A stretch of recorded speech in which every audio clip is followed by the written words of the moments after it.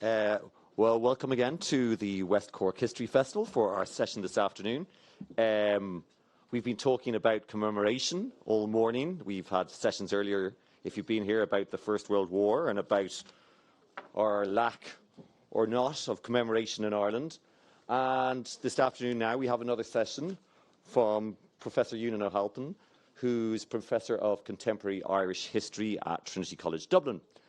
And obviously the issue of commemoration is very striking and very important in Ireland, especially now in the 100 years now since the Rising and the First World War and all the many events that are coming up.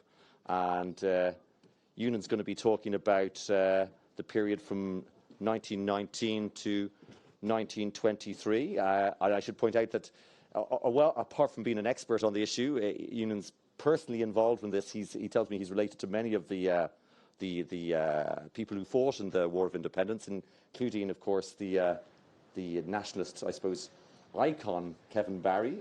So not only are his points academic, but I suppose personal as well. So I'll hand over now to Eunan to talk to you about this. Thanks very much, Chair. I'm really going to. What I'm going to do is, I'm afraid, show a lot of photographs that I've taken over the last few years related to commemoration and so on, and I'll intersperse the photographs with a kind of commentary. So I'm afraid I don't have a paper as such. I've been heavily involved in what might be called the official side of commemoration since 2012 as a member of a group of historians who advise the government on commemoration. And I've been lobbying for years for the release of certain kinds of records, the Bureau of Military History records, eventually released in 2003, but in an imperfect form, and the enormous military service pensions archive, which is now being released, and which, if you looked at those in detail, they're just astonishing levels of detail, and also of interrogation, which you don't get in the Bureau.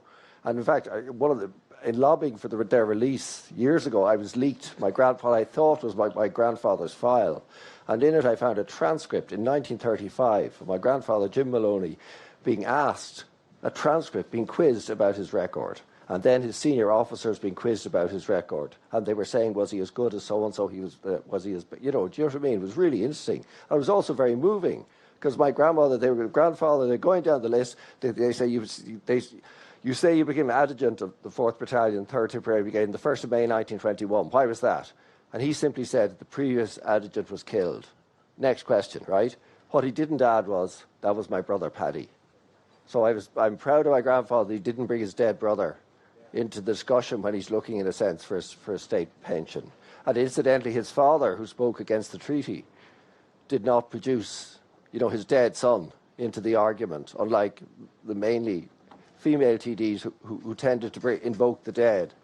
My great-grandfather simply gave reasons why he was against the treaty, but he didn't say, my son died for Ireland. And I think that was commendable restraint, as were many pro-treatyites equally didn't.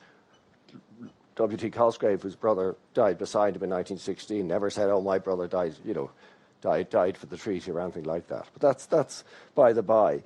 Commemoration is inherently political, and no more so in Ireland. And it didn't start yesterday, right? And it doesn't have to be nationalist. And it doesn't even often have to be national, right? And so I, as I say, for family reasons, I've been roped into commemorations occasionally as the speaker. So they never asked me back, and particularly in Tipperary with the Maloneys. I'll just start with a point. Somebody mentioned Clontarf, just to prove it. If you can see this picture here, Ireland did commemorate the Battle of Clontarf. It was a nice millennium celebration, because there was no politics. We've forgiven the Danes for killing our king, haven't we? There was a Danish lady here earlier. I must complain to her. Now, this is, if you can see it, there's a wonderful sign here, but somebody got in the way saying, Vikings only beyond this point. So that was a completely harmless, innocuous 2-day festival. Oh, there you are, right? Yeah.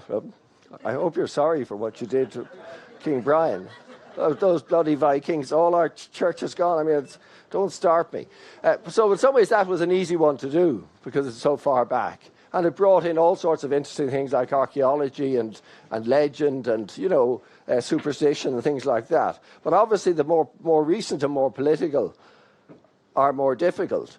And for example, in 2005, Republican Sinn Féin marked the centenary, as they saw it, of their party, although in fact Sinn Féin is a different party this is proved in a court case on the Sinn Féin funds. And they still have the banner up saying you can't read the banner, but it says Sinn Féin 1905 to 2005. So they're certain of their, and this Republican Sinn Féin claim to be the lineal descendants of the title of Sinn Féin, but not obviously of the Griffith tradition, right? And so these claims are important for the present as well as for the past. It's beside a beauty parlour and tanning thing, but it's called Perfect Image. But you don't, wherever you get a cheap site. Now, as a kid, I was brought because all of my grandparents had been involved in the War of Independence, and three of them, one way or another, in the Civil War, and three of them were quite senior levels. I was aware of if you like, how Ireland, independent Ireland, had come about in some ways. Now, the big carrier of family narrative in my family, there was a dominant owner of the narrative, and this is often the case in families, right? So you don't all, and both parents very often don't all. In my case, it was my grandmother, Cathy Barry, who was a formidable person in her own right, who went to America in 1922 to raise money for the Republic, as it were, with Constance Markovich and J.J. Kelly and someone else, who went to Australia immediately after her marriage in 1924 to raise money for Irish Republicans and so on, and was secretary of a thing called the Irish Prisoners' Dependence Fund for 2 years. But she was but all she spoke to us about, she didn't talk about that at all, about her own role in the Civil War, where she was very close to De Valera, although afterwards she wouldn't speak to him. All she spoke about to us was her dead brother Kevin, right? That was it. If I hurt myself, she'd say, be a brave Republican soldier, right? But she never spoke about her own role, and she never spoke about her husband's role. He was alive. He lived longer than her. He died in 1981. But do you see what I mean? So one dead relative. She never spoke about her father-in-law, who was a member of the First Oil. She just didn't. So I found out these things for myself, not from her. And she also, as the holder of memory, I think she never spoke to her kids much about any of this. I knew a bit from my mum and my aunt and my uncle. They knew bits and pieces, but they didn't have a sort of wider view. It's really interesting how, in a sense, one famous relative crowds out the memory of lots of others, living and dead. Okay? I'm sure my family is unique. I'm sure no other families have this thing where you have a very selective narrative. And then when you look at records or you look at the census, you discover things. You find an extra great uncle, you find all sorts of stuff that no one ever told you about. Anyway, but so the only big sort of commemorative event I went to for many years was in 1973. I went to the Liam Lynch, the 50th anniversary of the death of the anti-treaty leader Liam Lynch, and it was extremely interesting. My grandfather was the only event I ever went to with him, and my uncle drove us down. And the interesting, it was a provisional Sinn Féin event, right?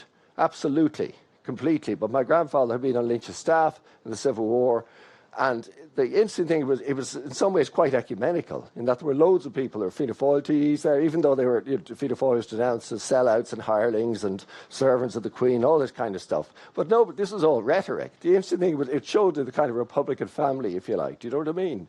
The anti-treatyites, people like Peadar O'Donnell were there, who, after all, technically a communist. You'd Sean McStiffo, and you had all these figures, and you had oldies like O'Donnell, like Moss Toomey, who was chief of staff of the I for 10 years in the 20s and 30s, and whom, foolishly, I only ever went to talk to once when I was 2 years later.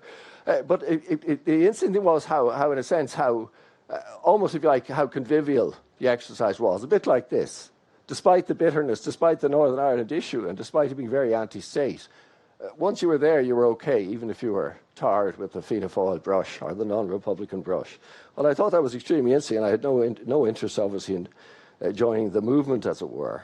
But again, for family reasons, in 2001, and I'm glad I did this, I carried Kevin Barry's coffin from Mountjoy. We just lifted it and carried it on a very slippery fake glass thing of grass to a point where it was taken and put into a hearse during the reburial of the volunteers. And I did that partly for my mother, who would have very much cared about that, but also I did it because as did the other family members, the extended family, lots of whom I didn't know, because there was determination in most of the Barrys and the O'Reillys and the other links to the family, as there were for most of the families, that they were going to do it partly so that others wouldn't, so that Mr. Adams couldn't step forward and help with the box, as it were, anything like that.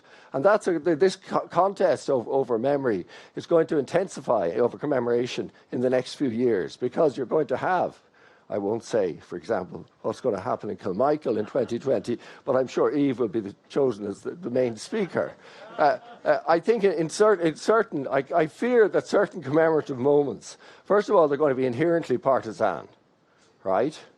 Be it one atrocity or another. But secondly, there's going to be a real contest between the state, or in some case the state stepping back, and particular groups. There'll be community groups, as we've seen in 2016, of all persuasions. That's been the tremendous thing last year. I didn't see a single act of rancour or aggression or of contradiction or whatever. Right? People of all sorts of groups seem very comfortable to acknowledge the rising in their own way, but not to dispute other people's rights to acknowledge the rising, and not to dispute anyone's right to explore the memory of the First World War.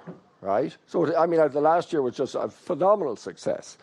I think that's partly because the state belatedly got its act together only in November 2014 and published a commemorative programme and a process which involved local authorities especially, which involved schools, and which involved the defence forces. And if you ask me politically, this is enormously important. I was on a panel with John Bruton where he disagreed. He said he disagreed with the fact that members of the defence forces had brought the proclamation and the flag to each school. I think this is barking mad. Because if, first of all, to be cynical, if the state didn't do it, first of all, who has the right to defend the flag? It's the defence forces. I'm sorry, right? Secondly, if they hadn't done it, it had been done all over the place. It would still have happened, sponsored indirectly probably by the Northern Bank and by FARC, right? Because the provost would have been in there, right? So there's a cynical as well as a high sort of reason of principle for a lot of things the state did. But we pay our politicians to be cynical, right? That's their job to some extent. And I thought that element of the commemorations was terrific. But just to go on, that's a plaque in Tipperary town. I don't know if you're familiar with it, probably not, which is to the Maloney's, which would be my mother's father's family. It mentions PJ, the TD, his wife, who died in 1924. Now, in 1920, their son Paddy was killed in 1921, my Con Maloney, who was Adjutant General of the IRA, and Jim, my grandfather, who was a senior officer. What happened in 1920 was this. In November 1920, that's the Maloney home, okay? Can you see it? And if you think what my grandmother, great-grandmother dies in 1924, she's about 61 or so maybe she was going to die. But she wrote to her sister immediately after the thing. She describes, she and a maid were the only people in the house because everybody else is on the run. And she describes that three of them came in with rifles and masks.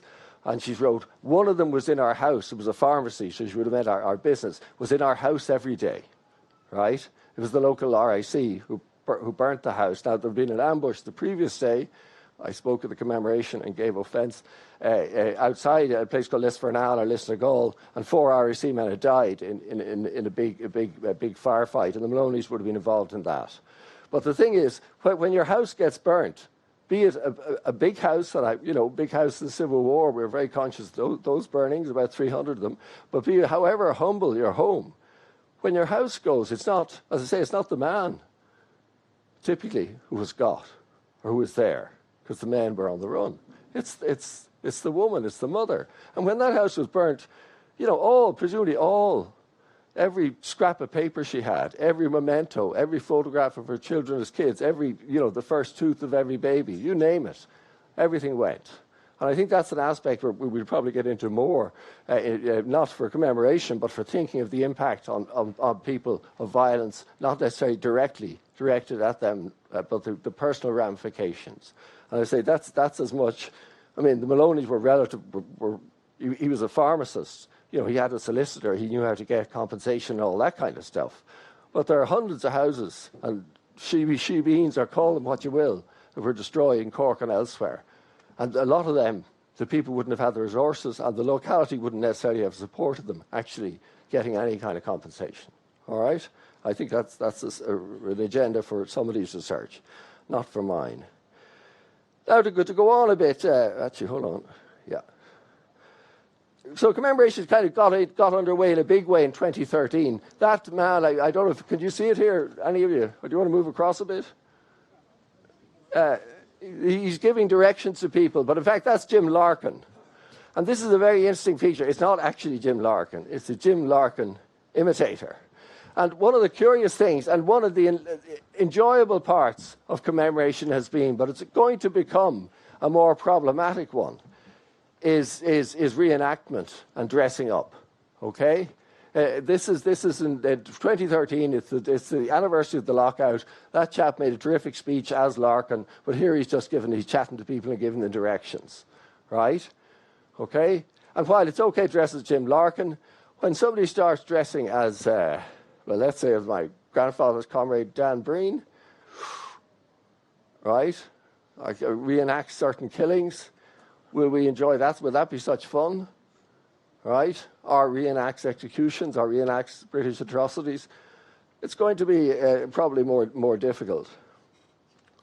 Anyway, this is slightly out of order. I took this, it's a bad photograph, but it's in the GPO in November 2014, because it's in 2014 that the state actually adopted a programme and an approach to Commemoration. So it's incredibly late in the day.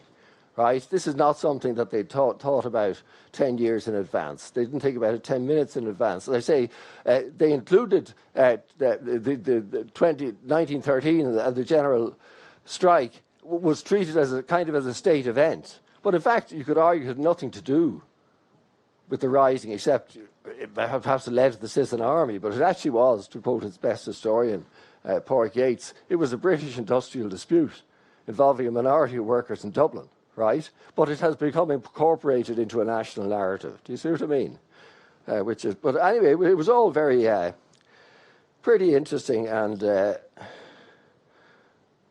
out of sequence here. I'll move on. Yeah, there's some people that are saying unfinished business, which again was interesting because it's used in the past. Do you follow me? To make a point about the present. But in fact, I would say all the state-supported commemorations and all the non-state ones are in one way or another aimed at the present and the future as much as they are at the past, right? The state is saying, yes, 1916, we embrace the memory of 1916, and we also remember the First World War, and we remember everybody who died in the conflict in 1916, whatever their side, whatever their cause, and so on, right? So the state is taking ownership, but by doing that, it's occupying a space which would otherwise be filled, you know, in a sense, by people who see themselves as the legitimate heirs of the rising and so on. Particular, not exclusively Sinn Féin, varieties of Sinn Féin. And one of the things I did, there have been a lot of these sort of public festivals, kind of festival approach. So if you want to dress up, yeah. These are taken in 2015 in O'Connell Street. There's a man dressed, actually it's not remotely sort of First World War gear. If you see him, he has a Second World War bicycle. He has a funny helmet from the 1960s, I'd say, but he had a sort of a make-believe gun.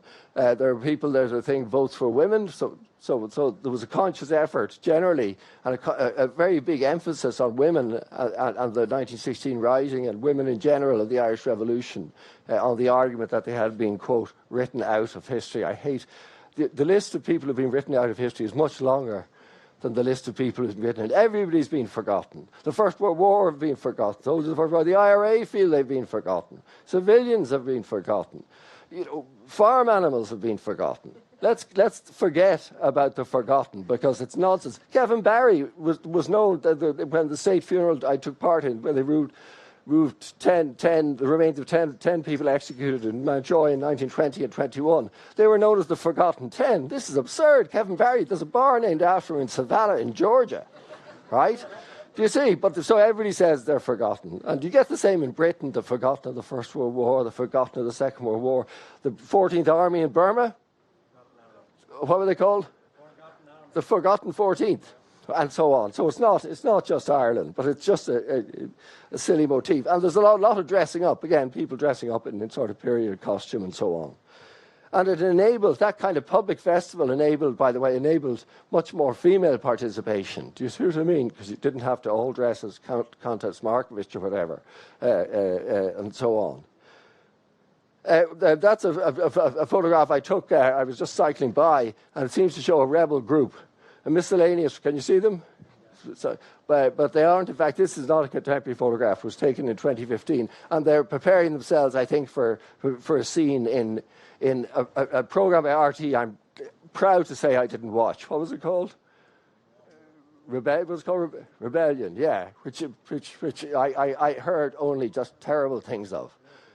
But and that was a sequel. It's kind of an Irish Downton Abbey, right? Without the dog. But you also see, for instance, in Trinity every year, I go around photographing the student stands. And in recent years, this chap, he's not, he's a cardboard cutout, has started turning up on a Fine Gael platform, which of course is absurd. The military figure who founded Fine Gael was who? First president of Fine Gael? No, Owen O'Duffy, who later moved on to the blue shirts. And of course, if you check your history, the first president of the Fine Gael party was Owen O'Duffy. Not Michael Collins, who had nothing to do with Fine Gael because he was dead August 1922, long before the party came into existence. But he's a very powerful icon, and they've been showing him for years, even though he's quite a military figure. And this is Fine Gael. These are the respectable peaceniks, as it were, of independent Ireland. Now, Fianna Fáil, I won't bother you, but Fianna Fáil until 2016, from about 2008 or 2009 on, a Freshers' Week, if you wanted to find a Fianna Fáil stand, you couldn't. You could find a stand called Ogra, and they had a slogan saying Ogra one year joined the party, but they had balloons and whatever, and I don't know, acid or something for people to take. But the implication was this is a party. Hey, it's not a political party. They didn't mention the FF word, right? By 2020, that all changed in 2016, when suddenly they didn't have a cutout, but they had a big poster of Eamon de Valera. The one of them as a prisoner, immediately after the rising, looking gaunt and unshaven or whatever, and they say, join the party, join the rebels, join the party. So because of 2016, and also things people forget quite quickly in Ireland, we're pretty forgiving. So Fianna Fáil are now beginning to say, yeah, there is a Fianna Fáil branch in Trinity, and there's rather than pretending it doesn't exist. Now, in terms of practical commemoration, one of the things the historians, I think, were good for, I mentioned, is lobbying for the release of their key sets of documents, which goes back a long time. I mentioned my grandfather's transcript. I sent that to the then Taoiseach Bertie Ahern, and he actually remembered it to make the point.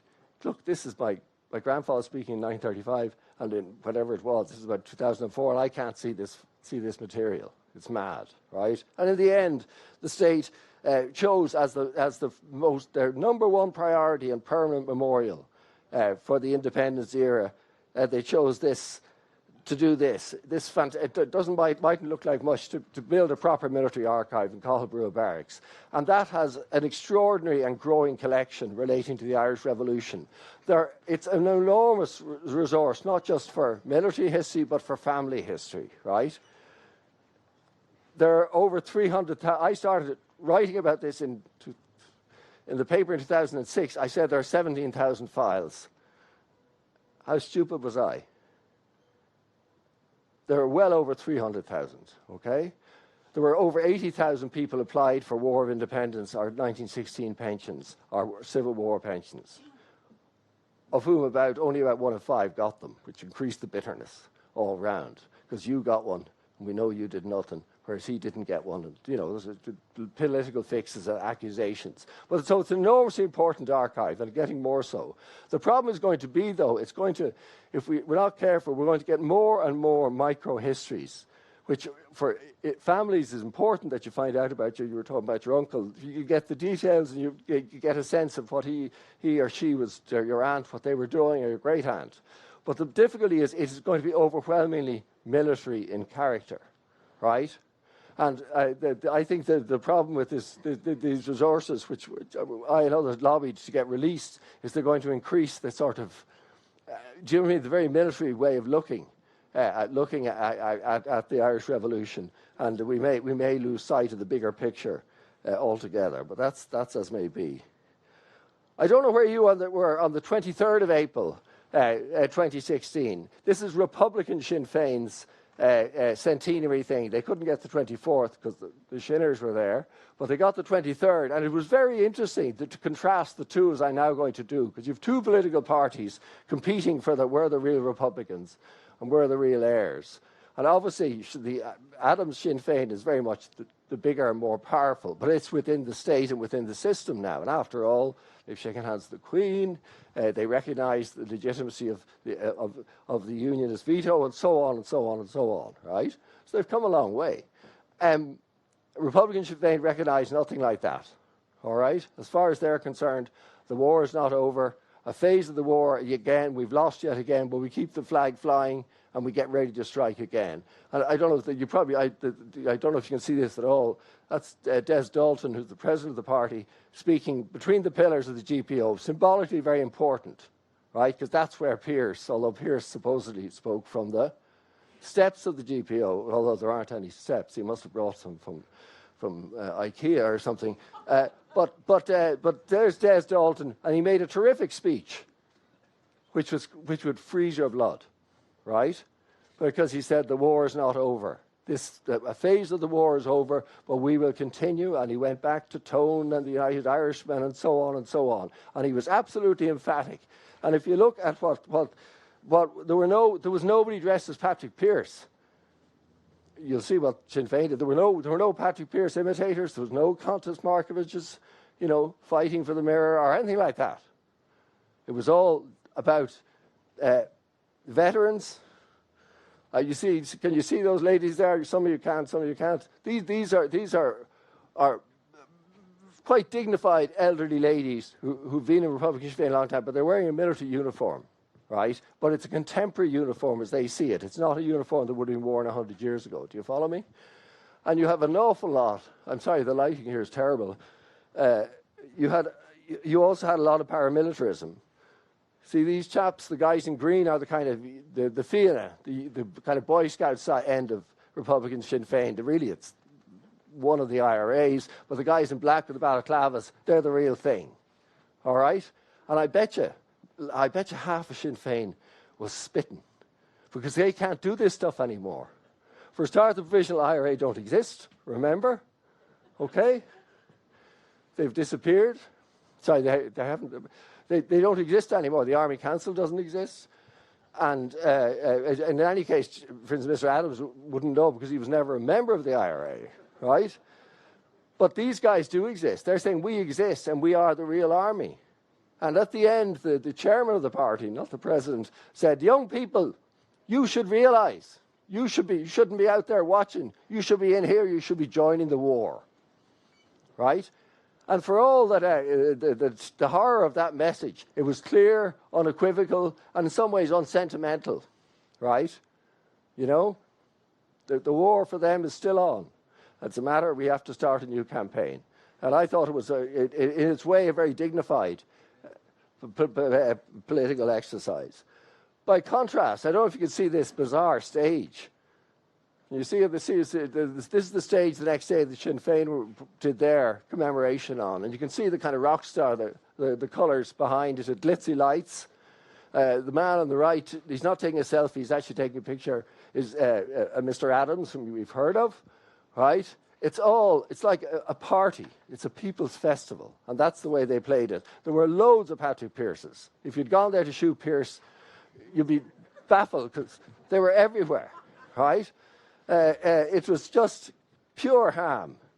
I forgot what Sinn Féin did. Again, you probably can't see this, unfortunately, but in succession, they brought up the portraits of 9 people. 9. Very interesting. Not 7, the 7 signatories. They brought them up, and they brought up the portraits of 2 others. One of them, Casement, and one of them, Countess Markovich. This is all about the president. You'll never guess who was chosen to carry Countess Markovich up. and hold the picture, the poster of Markovich in front of her. Guess who? How did you know? You've heard this talk before. Mary Lou. I don't want to say who the guy holding casement was. I don't want to make any imputations about him. But the other 7 were held by people like Desi Ellis and so on and so on and so on, right? But it was just amazingly cheesy. It was just wildly. It was like something on Craggy Island Bonnie Patriot competition.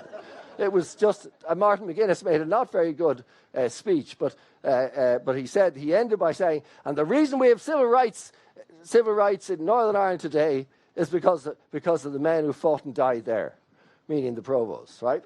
It's one kind of history. But the instinct he said in Northern Ireland, so he was implicitly acknowledging, that failed state, as the provost would have seen it in this failed state. So politics have come a long way.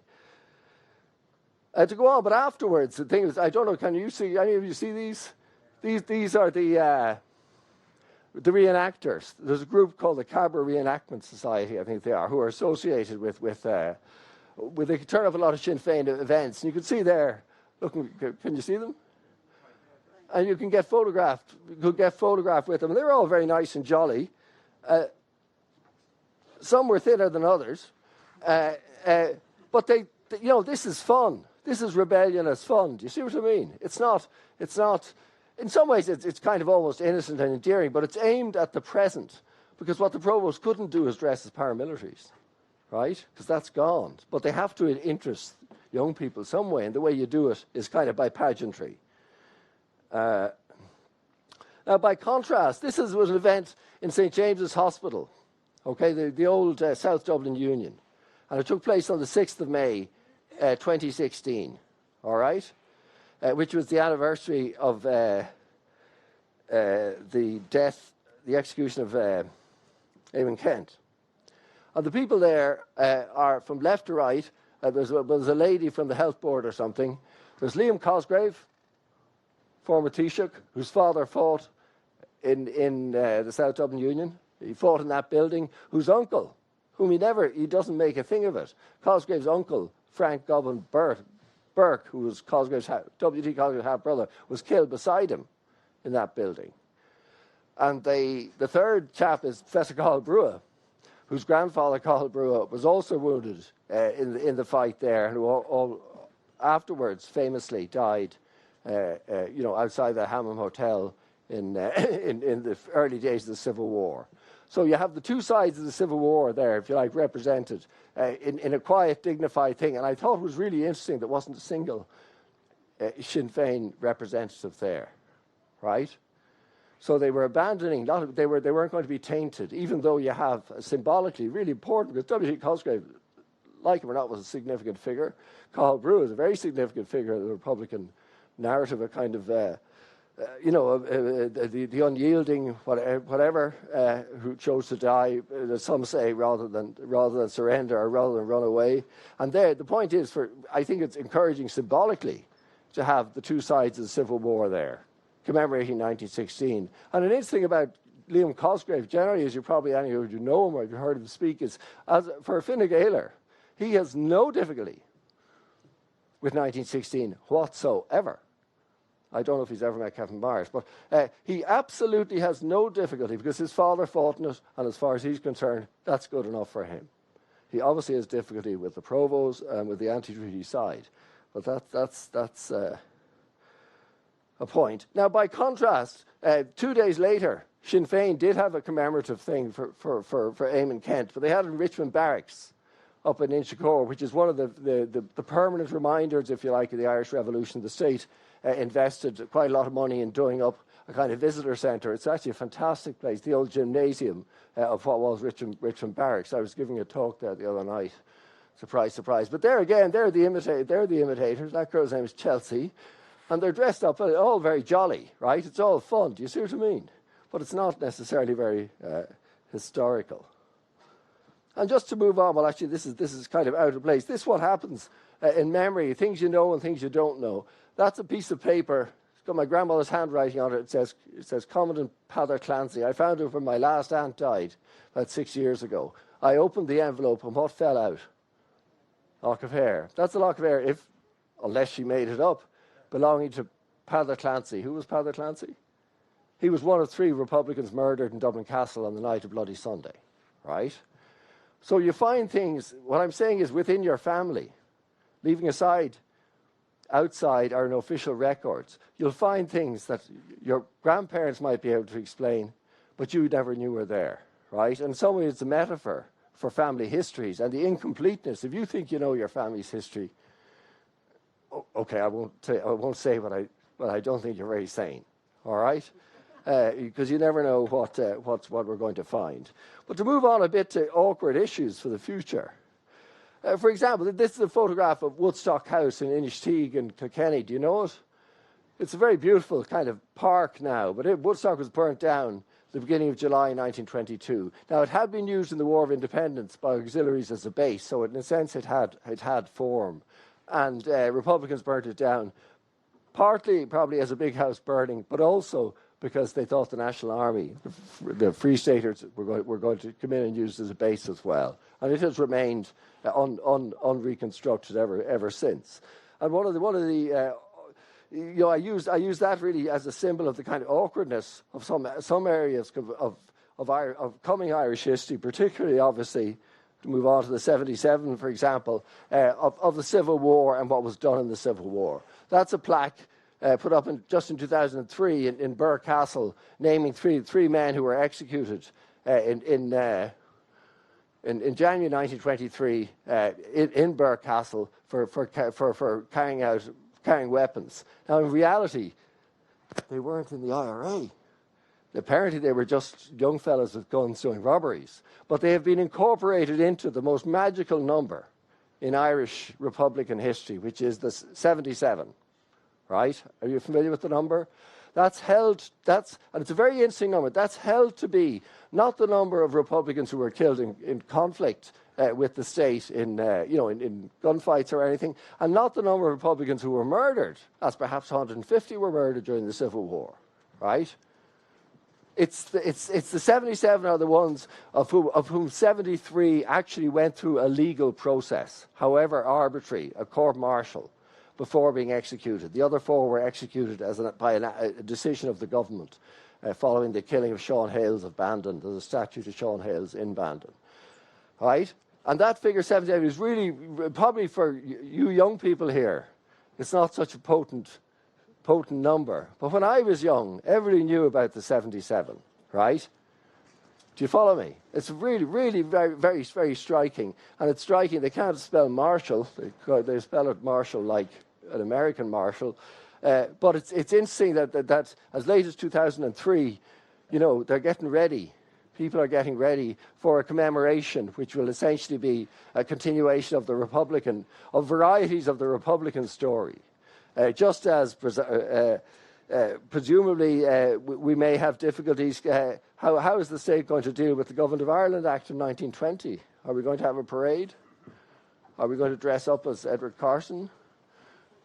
What are we going to do? The foundation of Northern Ireland is really, I suppose technically you'd say in June, when Stormont first sits and the King comes along, and was the 25th of June 1921? What do we do? Do we send Dan Mulhall up? Well, he'll be in America by then.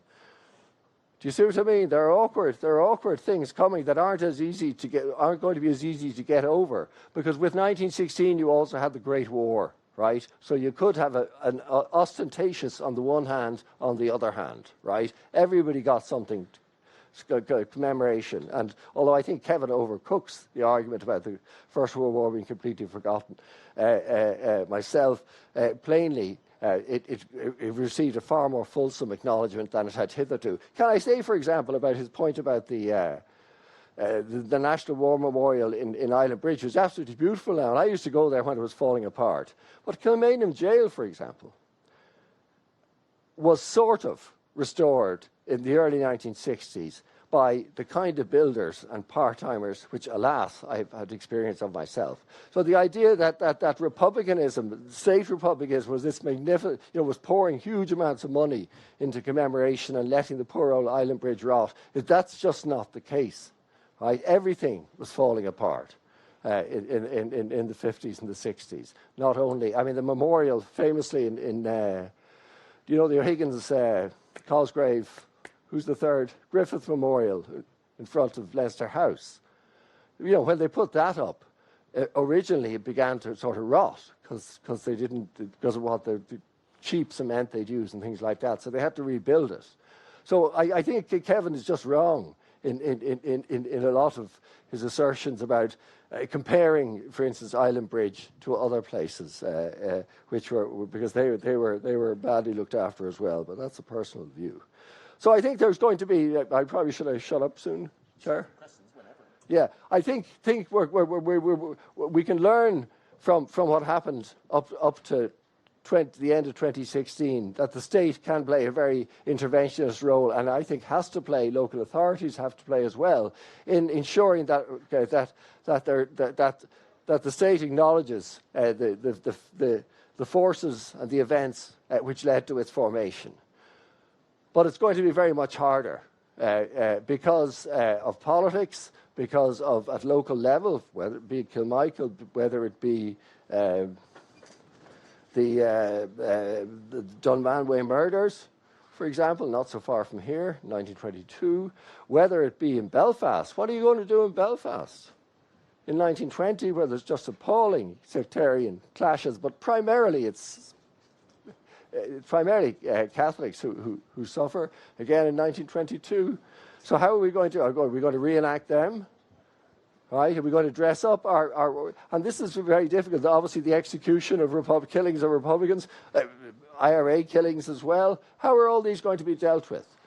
Right? And I think that's a real challenge for whichever party or parties, probably parties, are in power. But I think it's essential that the state does, for example, for the Civil War, have some sort of formal acknowledgement that it took place, and in a sense of the various terrors and atrocities within it. I'm not sure how that will be done. For instance, what if Sinn Féin is part of a coalition by then in government? Will we all have to dress up as Patrick Pearse? Well, it won't be Patrick Pearse then, but perhaps as my grandfather's commanding officer, Liam Lynch, or whatever it might be. I don't know what the story will be. I think, though, compared to, I don't know about you folks, but in 2012, I thought, God almighty, this is probably going to be awful. And I'm amazed at how well, famous last word, but how well this, and I have to say the state, because they, in the end, they orchestrated state involvement in a very measured but very comprehensive way in all sorts of acts of commemoration, and I think did much better. I think in particular, can I say, the Minister for Arts, Heritage, Culture and the Gaeltacht, Heather Humphreys, who came from, you know, her tradition, she says herself, her grandfather signed the Ulster Covenant, right? She comes from a community who really thought the Boundary Commission were going to rescue them and pull them out of this awful place and into Northern Ireland, that little bit of Monaghan, right? And I think Enda Kenny, who was never as stupid as people said, I think appointing her to be in charge of commemorations precisely because she knew practically nothing, because this wasn't her stuff. It was a brilliant idea. And I think she's done a brilliant job in her own way. And also, she's not a South Dublin, Fine Gael dame or whatever. She's no connections except on the other side with the Irish Revolution, and I think she's done a fantastic job in coming in just all sorts of places in all sorts of ways. And of course, that's coming from me. I'm a properly brought up little Fianna Fáiler, so I think that's a big compliment. Okay, so I'll end there, and we can have questions maybe. Thank you. Okay. Well, thank you. Thanks very much for that. Yeah, I think that was one of the best speeches I've heard in a while. It was fantastic. Yes, I'm going to hand this over now to Simon. And so who would like to ask a question? There's a gentleman over there.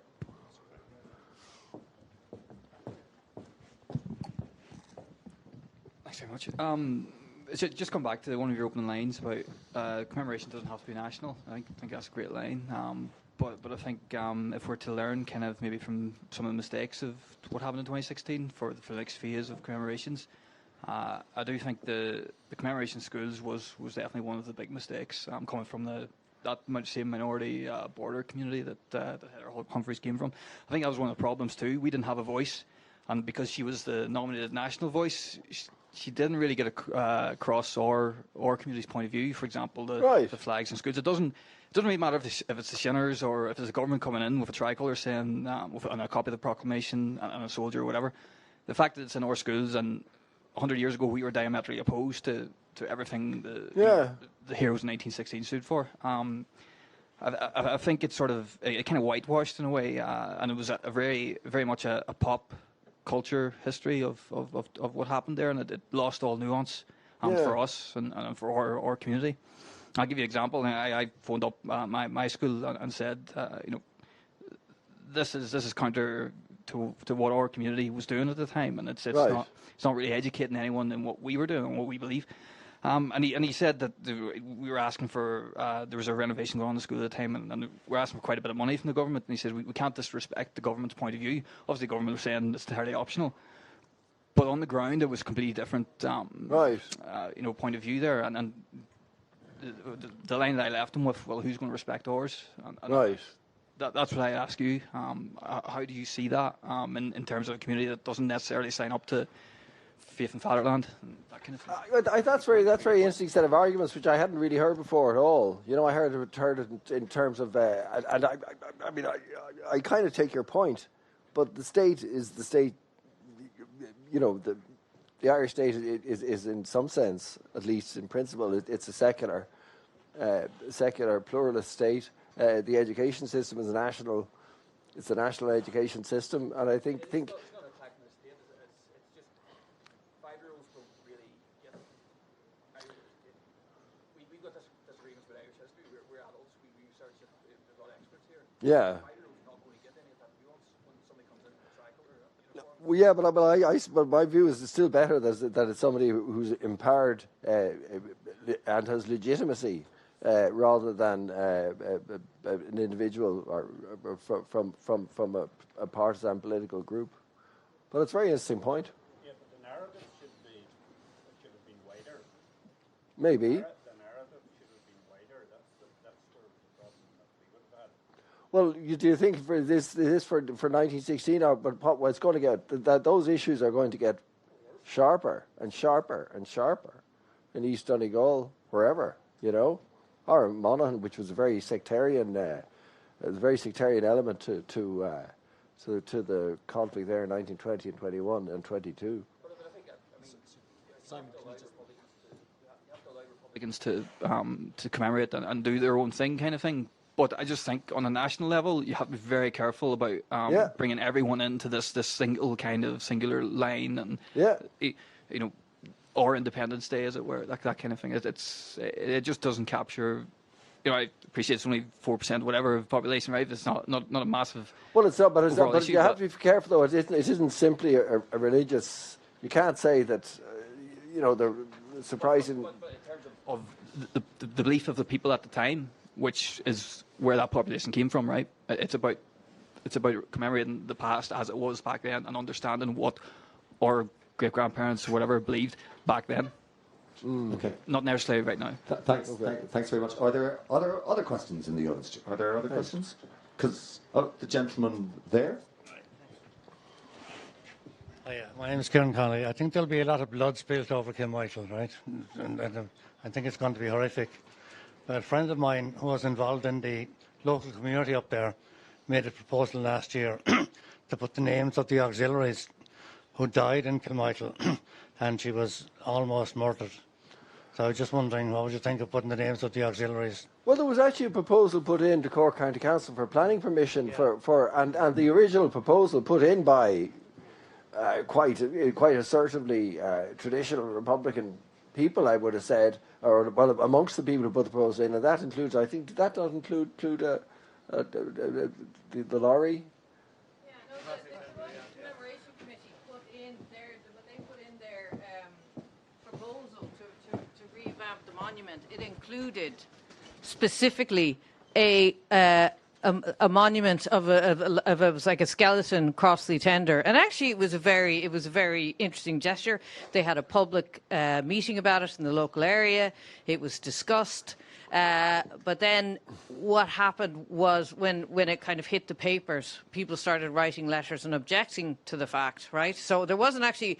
and then is Sean Kelleher here? No, he's not. Okay. Well, he can sue me if he wants to. He can, but he wrote several letters to the paper denying that they had actually ever considered putting up a monument to the Crossy Tender. And even from the depths of Republican Cork, people were writing and saying, Mr. Kelleher, that's actually not the case. You know, it's not true. They had done that. And actually, in a way, I think it's a real pity, because here you had the Kilmichael Commemoration Committee really trying to move with the times, right? To keep their traditions, to keep commemorating Tom Berry and the people who fought there, but in the same way broadening it out and maybe creating a commemoration that for instance, that would have a slightly broader appeal, and they were slapped down by very quickly by a few letter writers, which I actually think is a bit of a shame, that they obviously kind of did this and then took it back. So, but hopefully, apparently the whole old guard of that committee is gone now, and a new set of people have come along. No, I haven't heard who this is yet. I don't imagine they'll like me very much anyway. I don't, but either way. But it'll be interesting to see what happens. And I actually don't think there's going to be bloodshed over Kilmichael, because I think under the surface of the rhetoric, an awful lot has changed. So we'll see. Do we have any other questions? Because I'd like to just give one myself very quickly. It's very cheeky for me to do this. It seems to me that commemoration is always for a purpose. I mean, is this in some way your thesis? And so is the state always better in some ways to take on this, especially in response to our friends over there from Donegal, that the state has to, in some ways, drive this a middle ground, especially in Ireland, in terms of commemoration, in taking on a kind of a state-sponsored idea of how we should interpret the message. Is that what you think? Well, I was not so much a state sponsor, I do how we should interpret it, but I think the state absolutely has to play an active role. There was a lot of criticism that the 75th anniversary of the Rising, it was a relatively subdued affair, although there were commemorations and so on. And there's a cynical reason: if the state don't do it, others will, right? And we know who they are. But also there's an argument that 1916 isn't necessarily something that reasonable people should be ashamed of, right? It's not. You can argue 1916 lots of different ways. You can argue the proclamation, which I criticise myself quite a lot. It's really, to some extent, it's been plagiarised from the proclamation of the Ulster Provisional Government, and we're not celebrating them. If you read their proclamation saying we will set up, are you familiar with it? It talks about the security of all creeds and classes.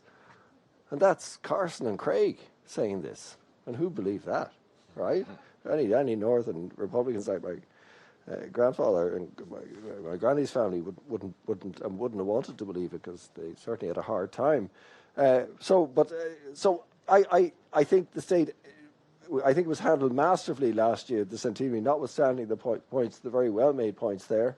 I hope they continue to do so, but they're going to do it by stepping back a lot rather than stepping forward. I think it's going to be down to local authorities, community groups, different factions. I mean, some years ago I spoke at the grave of Liam Bellows, right, who was executed without trial on the 8th of December 1922 for something he had no hand, act or part in, the shooting of Sean Hales the previous day, the TD from Cork.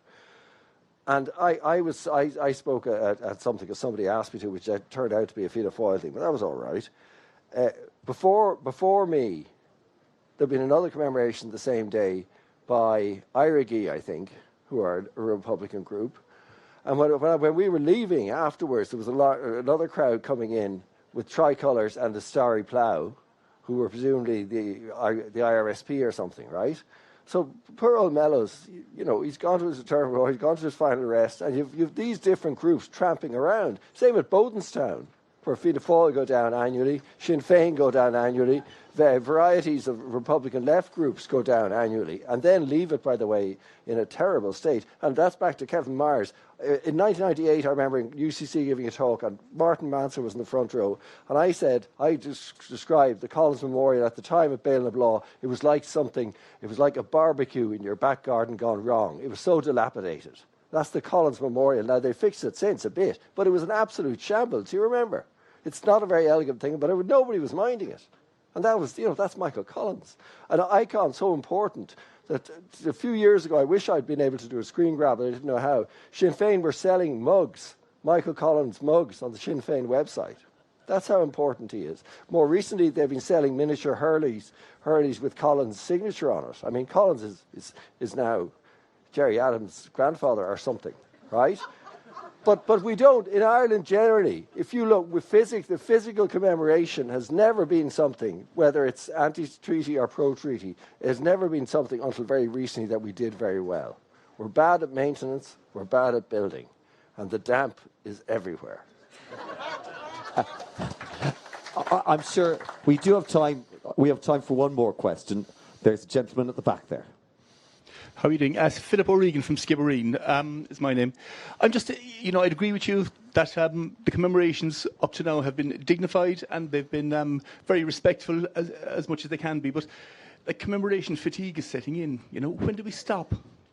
And is there a danger that when the state does step back, that there will be a kind of a free for all? I mean, when